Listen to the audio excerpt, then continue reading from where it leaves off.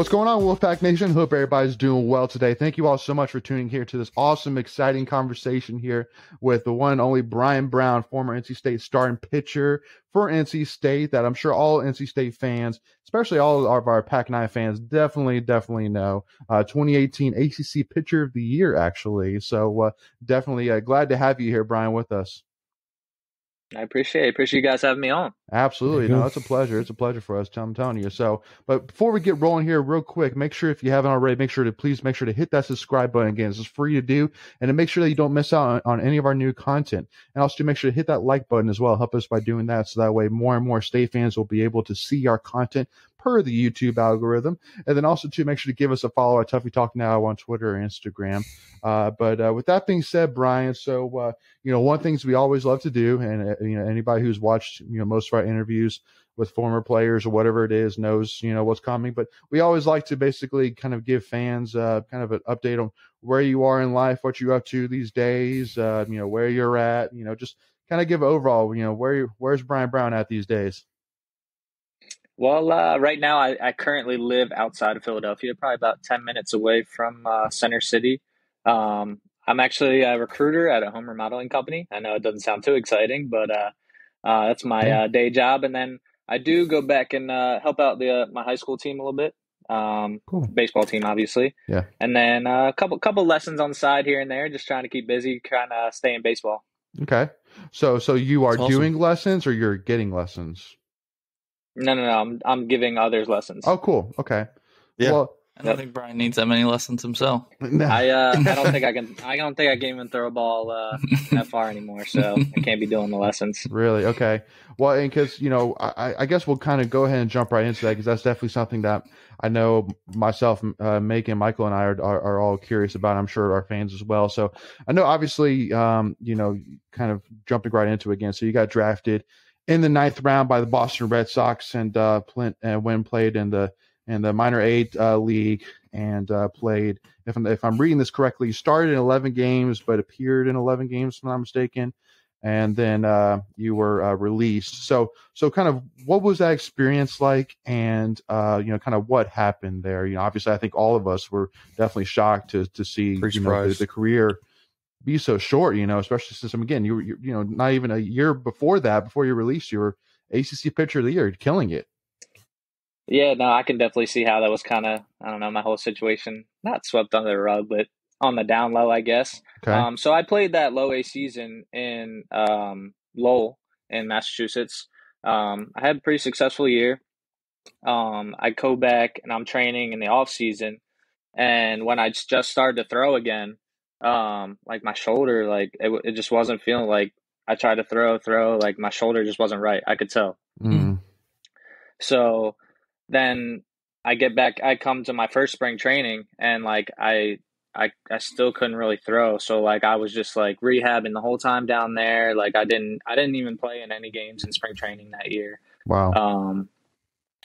And then it comes like, so the guys go from like spring training and then they go off to their teams, but then they also have extended spring training where the guys that aren't quite going to the low A level, but they would go to rookie ball, they stay there for a little bit. Mm-hmm. So then when those guys went from extended spring training to the rookie ball, mm-hmm. that's when I ended up getting released because I was hurt. Mm-hmm. I guess I would say like they didn't have too much invested in me as like the organization itself. So that's probably why I was just easy to like get away. Yeah. Mm-hmm. But it definitely sucked, but I mean, I can only control what I control. Mm-hmm. But then after I got released, I then ended up I tried to rehab like back here, and I actually was talking to the Giants a little bit after the fact that they were like thinking about having me fly out, like throw a little bit and see if like they would sign me. Yeah. But I just couldn't, man. I get on the mound and my shoulder was hurting, and I ended up getting shoulder surgery. Man. Oh wow. So, but I'm kind of mad that on the, like, if you go on MILB or whatnot, it says I'm released, like just like because I suck. Yeah. Yeah. Like not because I was hurt. Right. So that kind of like, I mean, not that it makes a huge difference, but you know what I mean. I feel you. Yeah. No, just it paints a picture which maybe to some might take it as that, like, you play 11 games and oh yeah, he wasn't good enough, so we're just going to drop him. Yeah. So right. So right. I hear you on that for sure. Well.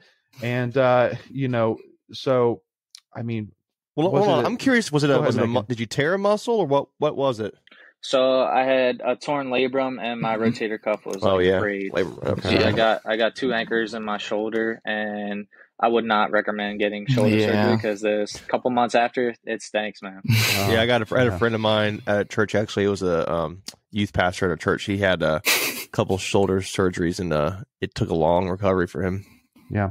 Yeah, the worst part is a couple months after you're sitting in the chair and like you have to sleep in the chair just with your arm like that, and that's like God. And you mentioned labrum. It wasn't specifically a labrum, so yeah, I have a firsthand experience of just seeing somebody go through that. Right. So was it? Would you say that? I mean, I'm sure, especially since baseball was your whole life, through all those years, and so especially for the professional career all of a sudden to come to an end so quickly, I'm sure it wasn't an easy decision by any means per se, but I mean, was there something, especially like with the career you have right now, that kind of made it, a little bit easier to say, well, okay, well, it's over, but I mean, now I can kind of jump into maybe more of what I want to work in per se. I say it's more the fact that I was like, I did, after I got surgery, I did try to rehab, and I was like, all right, I'm gonna try to come back, try to do it, but I just couldn't. I can throw.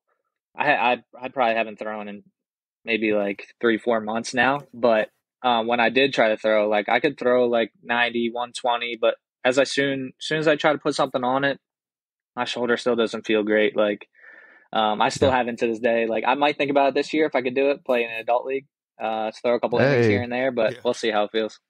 I wouldn't want to play in that adult league. Okay. So you can't throw at all right now, really, is what you're saying?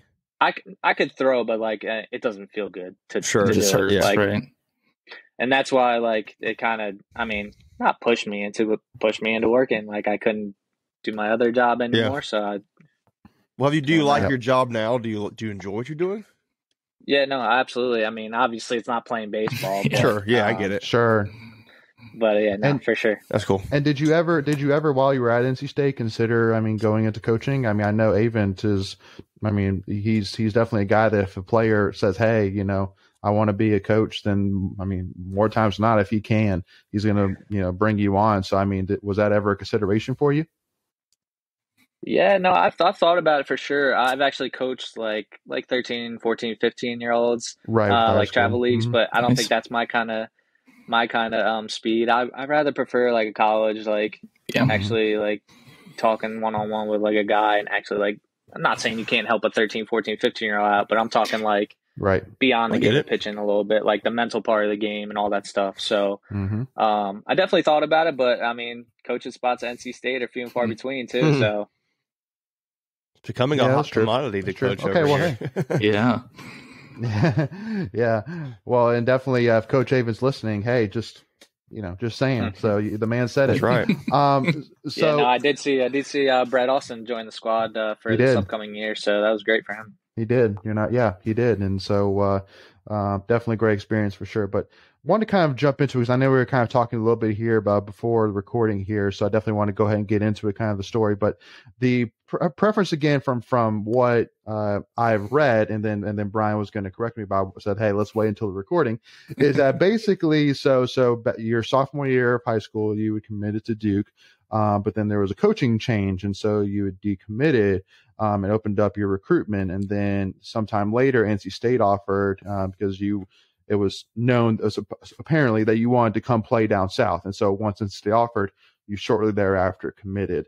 But so there was a slight correction to that story, Brian. Sure. Definitely the 100% fact. I did want to play in somewhere warm. Yeah. Up here it's like 20 degrees today, so I hated playing baseball up here in high school. But my sophomore year I was committed to Duke, and then like how you take the SAT, ACT, all those tests. Yes. So like I scored like fairly average, but for Duke standards they wanted a little bit above average, and I just couldn't get there, so we just couldn't meet in the middle there.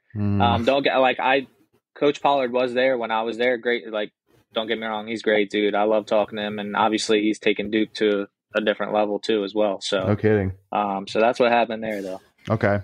Fair enough. Fair enough. Well, and I mean, you kind of talk about Coach Pollard too, and I definitely would say that you look at Avent and Pollard and what they've done with the facilities that they have, and it's crazy. Both are impressive. Both of them, because State fans. I mean, if you don't realize, again, I mean, they play a lot of their games at the Durham Bulls Athletic Park, but that's technically not necessarily their home field. And if you have been to their home field, it's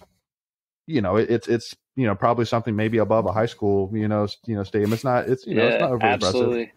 But I'm pretty sure the fans don't even know the half of it. Just fact on what other teams have, their facilities, their player development, all that other stuff. Well, because I know we're going to kind of get into it here, maybe now, but eventually talking about the Doak renovations. But the conversation piece these days is like how like Oklahoma State apparently just put in like $30 million into their renovations, and then Mississippi State is crazy, and Arkansas you saw during the Super Ole Miss too.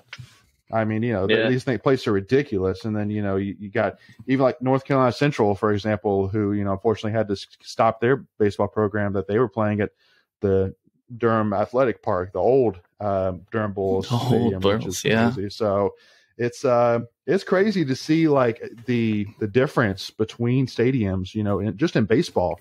It kind of speaks a lot to it. But so anyway, so then you came to NC State, and obviously, I think, kind of what you ended up getting wise was, super impressive. Obviously, being on the 2015 ACC all freshman team, on multiple ACC academic teams. In 2018, you're actually a second team All American.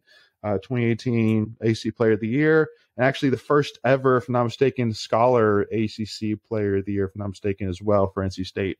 So definitely, a great career, and I know we obviously, all State fans will remember how you went out, obviously playing in the regionals against Northeastern in the 9-3, all of a sudden rain game there late in the ninth inning, and you busted through it to try and get that full game.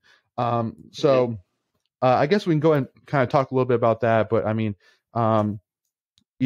think that because I was actually at that game, and what was the conversations like between you and the coaching staff, late in that game? Were they thinking about pulling you out, or were they ones, kind of telling you, hey, like, go finish this game, I don't care if it's raining, go finish it, kind of deal? Right. No, I know. I even said it in a couple of press conferences before, but like we needed me to finish it, start the whole game basically. Yeah. Because we needed the depth going into that regional. Yeah. But it wasn't anything between us, any abnormal like talking or anything. They knew I got it, and the only thing between me and finishing that game was the rain, honestly. I love it. Nice. Yeah, no, absolutely. Flatlands Jessup Insurance Group that has your whole world covered, with agents in 5 offices throughout eastern North Carolina to help you decide how much coverage you need. Offering policies for home and auto, recreational vehicles, commercial, crop, health, life, and employee benefits. They are able to combine options to find a comprehensive solution that works for you. Flatlands Jessup protects the things you love so you can spend less time worrying and more time enjoying them. Find them on Facebook and Instagram at Flatlands Jessup. You can also visit their webpage at www.flatlandsjessup.com. So please make sure to go and check them out. And and thinking back on your time in NC State too, I know there's probably many games. Obviously there's so many games even within the year, but are there any specific moments that stand out to you during your time at NC State? Well, I know this is still kind of sore, but 2015 when I pitched at TCU. Yeah, I was going to ask about that one. That game. That was the best game I've ever been a part of. Even though I did okay, I think I went 5 in the third, maybe 6 in the third, gave up 3 or 4. Mm-hmm. But just the way that game ended, us winning that on that walk-off home run, that was like the most special baseball game I've been a part of. And right. What about I remember that game? Well, yeah. What about the final game in that series? The one, we had the big lead, and so I know we're bringing up I feel like we're bringing up a lot of negative things here, but I have to ask about what's the mood like within the team when whatever you do, you just can't get an out. Yeah, no, obviously, like throughout the game, we were on all-time high. Yeah, we were crushing. We runs after runs was 7-2, 8-2, and then you could just feel the dugout tense up, and then the players on the field tense up, and then I mean it's hard to play the game when you're not mentally locked in like that. Yeah. So Mm-hmm. it was definitely tough to see, and it was tough on my part because I know I could because I pitched 2 days before that, and I know like there was nothing I could do about it. Like I wasn't coming out of the bullpen. I just threw 100 and some pitches before, so that one definitely stung. Coastal definitely stung the next year for sure. Yeah. Had some heartbreaks in my career, that's for sure. Well, and I feel like Coastal though, I mean, it's kind of one of those things that, that people say, if you're going to lose to the team that wins it all. And I mean, definitely there's no doubt that when you watch Coastal, how they played in the College World Series, golly, they were good. Like they were a really, really good team. Sure. And I would honestly argue that we gave them the best fight overall of any team they saw in that postseason, really. I mean, no doubt. They blew through, I think it was LSU in Super Regional. Yeah, beat them onto the College World Series. Yeah. Same thing that happened this past year with everybody with Omaha. Yeah. We'll get into that. But one thing which I did want to ask you about, though, is in the Coastal Series, obviously the one moment that stands out to me is basically that the winner-take-all game. And you're going into the top of the 9th inning, and basically they load the bases, and with no outs, we're up by 1 or 2, something like that, and then the umps call the game. I still remember to this day Andrew Kisner, who plays for the Cardinals, turning around and cussing out the umpires, because I mean literally by that point there was maybe 20, 30 fans there, and me and my parents for some reason were 3 of those getting absolutely poured on, and that was totally worth it right there. Just to I mean now obviously at the time it was like it was a fraud situation, but I mean, so what was kind of the conversation afterwards, after that game, heading into obviously what was ended up being decided as we're going to play the last inning tomorrow. I mean, that's such an odd situation. Like, how do you prepare for that situation? You know what I mean? I mean, it first of all, you couldn't even see straight. It was like comparable to my last game. I feel for, I think Beckman was on the mound. Like I was throwing the ball with 3 fingers at one point. I can't imagine him even trying to pitch, but it's tough knowing like you have to lock in for 1 inning and 1 inning only and try to win a ball game, even though we did have the lead, but and then build all your adrenaline back up and everything like that. I know it's really tough. And I know we were going through deciding who was going to come out and pitch as well. So I know those guys were unsure if they were going to come out, if they were going to pitch, stay in the game or whatnot. But fortunately we didn't come out on top. That's okay. But hey, I mean, definitely, you were definitely in your moments, and there was obviously a lot of good moments as well, heartbreak for sure. But I think that, when you see where this team is now, I think that you can kind of see, this team kind of building off of all of that, because, it kind of, takes a little bit as a program to really learn how to win. And, I think you're kind of starting to see that even now these days, hopefully, I think that's definitely a big thing. But I mean, so we'll definitely, kind of want to jump in, with Avent, because I think that Avent, and I'll tell you, Brian, as well, that the only issue which I ever had with Avent was only that he went to the ACC championship game 5 times and never won an ACC championship game. So it almost became the question of, well, can he ever win it? Because I think that's something that all NC State fans and, all players and coaches know that NC State fans just want ACC championship, period, from baseball, men's basketball, or football. And, but I mean, obviously after this College World Series thing, which again, we'll get into probably in the second part, okay, all team Avent. Everybody's all team Avent for the rest of his time. But, kind of tell me about like your first conversation with Avent, and how that went. So I'll tell a story right here, show what type of guy he is. I love it. It was my senior year going into, a little sad story, but it's okay. Senior year going into freshman year, my mom actually had cancer. And she ended up passing away my freshman year of college. And I didn't really know Avent. I had like maybe a couple conversations with him, but he ended up coming to my mom's funeral. Knowing this guy, He didn't even know if I was going to be a good pitcher, I could have transferred the next year for all I knew. But that just shows what type of guy he is for his players, man. It's really unbelievable. Wow. Yeah, that's a short story, but that is an impactful story right there, to say the least. Absolutely. That's amazing. Absolutely. That's amazing. So yeah, I mean, definitely, I think with Avent, the one thing which I think every player could easily say about him is that he sticks up for his players. And I think that the Coastal Carolina series, the famous spin move, more than exemplifies that. I mean, golly, because I mean, Avent was probably 2 feet shorter than that umpire, but he was still standing on his tippy toes, like pointing, trying to point in his chest. It was, oh my gosh, that was epic. So I mean, are there any other epic Avent moments which stand out in your mind? During practices, games, whatever it may be. To the top of my mind, that one definitely tops it all, because that one comes up on my feed at least once a year, like some baseball posts or something. It's posting spin move, him doing this. Other than that, man, I mean, of course, when it comes to game time, the guy's just, he's all about it. Right. I mean, he's a real intense type of guy. I mean, if you're playing good, obviously, he loves you, man. He loves you playing good. Mm-hmm. But I mean, I'm pretty sure that's how most coaches are. But he's a great dude. Yep. Now, the one thing too, which I'll say, especially about that is pretty much once Avent got ejected there, it was pretty much, a sweep from there. I mean, you guys pretty much just took it to Coastal from there to force the third game.